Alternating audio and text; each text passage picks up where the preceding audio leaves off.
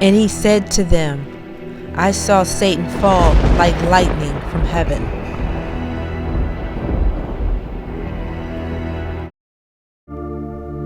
Satan and his fallen angels had been planning for mankind's downfall since the beginning. And one of the areas they seek to dismantle is the covenant union of man and wife.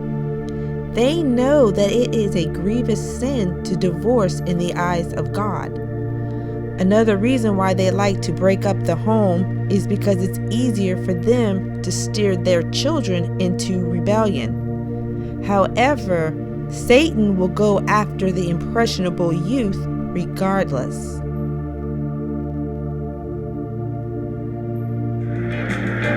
These kids may not look like it, but they are the leading edge of a youth rebellion, a movement that would ignite one of the most powerful and pervasive cultural shifts in United States history. The 60s were the pivotal shift in our society.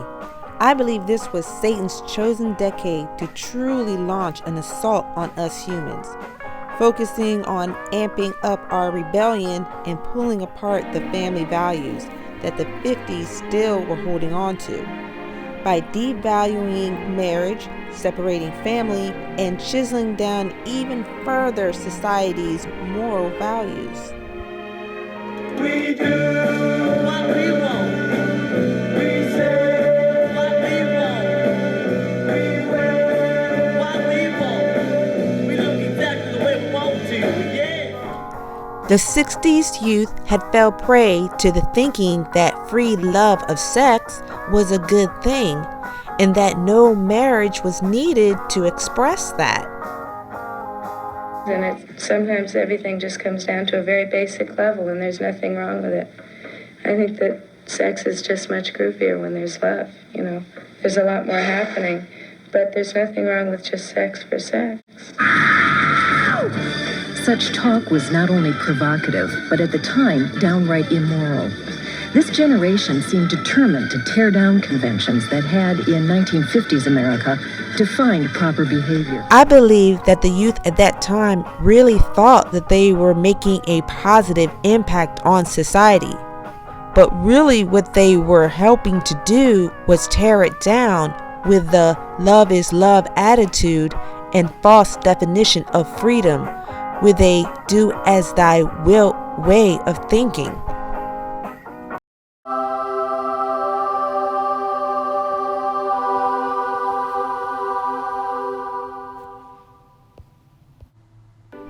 There was a time that society took marriage extremely serious, so much so that even breaking a marriage engagement could be brought to the courts, not to mention tarnish your name.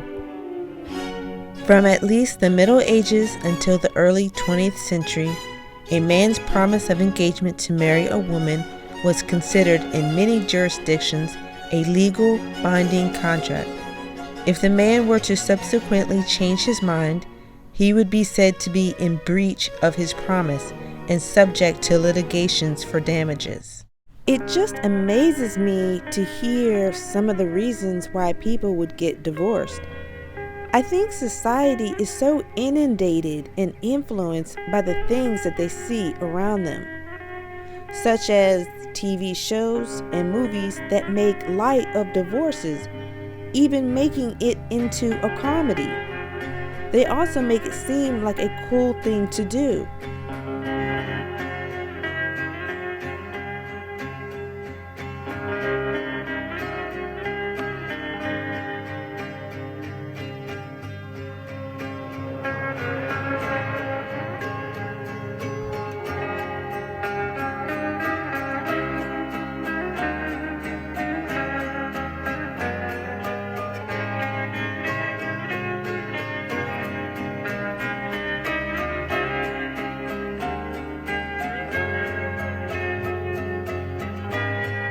If you need advice on throwing a divorce party, ask these two. The affair was decked out with customized photos, a Just Divorced getaway car, and fortune cookies that read, eat, drink, and remarry.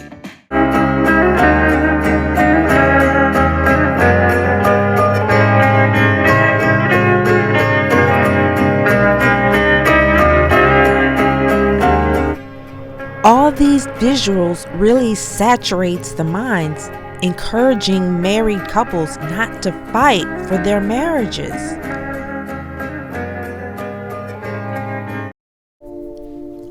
As a massage therapist, I've acquired regular clients, and as a result, I built a good rapport with a lot of them.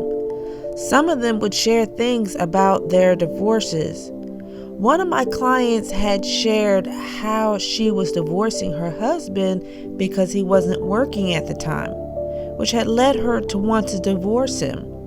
She also shared that she had a new love interest from a guy that she worked with. And as I was massaging her, and as she was still telling me about her love interest and divorce, I saw a demon manifest itself out of the side of her torso as she was laying face down during the massage. So I know that her marriage is being attacked by demons. I also know of another married couple that had gotten a divorce. The wife decided that she wanted to lose weight and she started going to the gym, and her husband wanted to stay as he was, overweight. So she ended up losing all that weight, and she also started getting a lot of attention from guys at the gym, and she also had met new friends, and she was upset that she was looking great and healthy and that her husband wasn't. And so since that was the case, and she was feeling all brand new after that, after losing all that weight, she wanted to get a divorce from her husband behind that.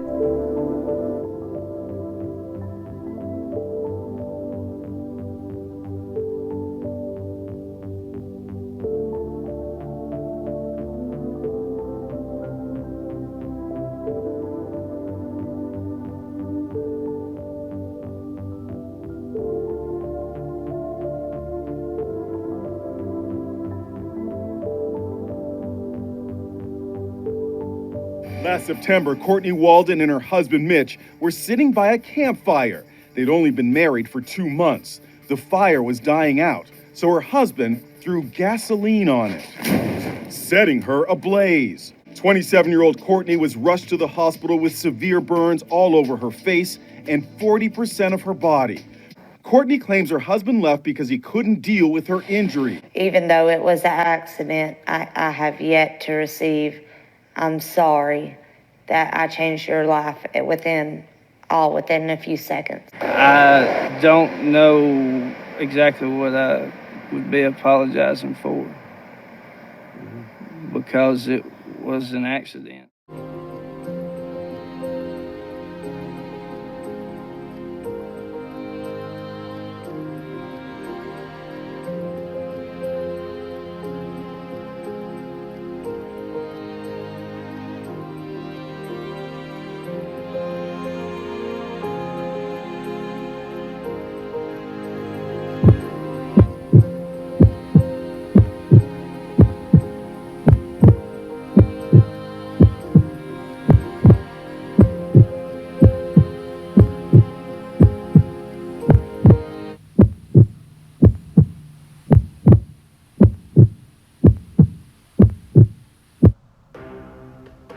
He said, "If you will listen carefully to the voice of the Lord your God and do what is right in his sight, obeying his commands and keeping all his decrees, then I will not make you suffer any of the diseases I sent on the Egyptians. For I am the Lord who heals you."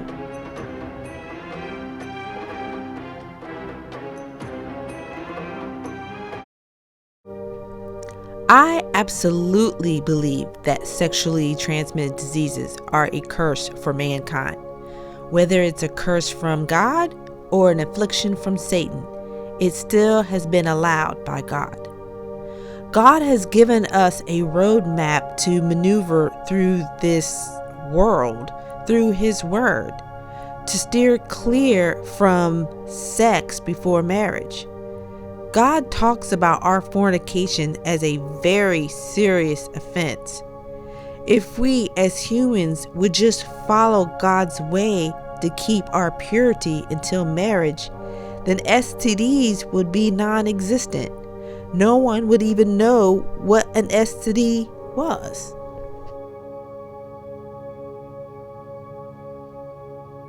God has put plenty of plagues on people in the Old Testament. He even told them about the afflictions that would occur to them. Those same afflictions are still upon mankind today.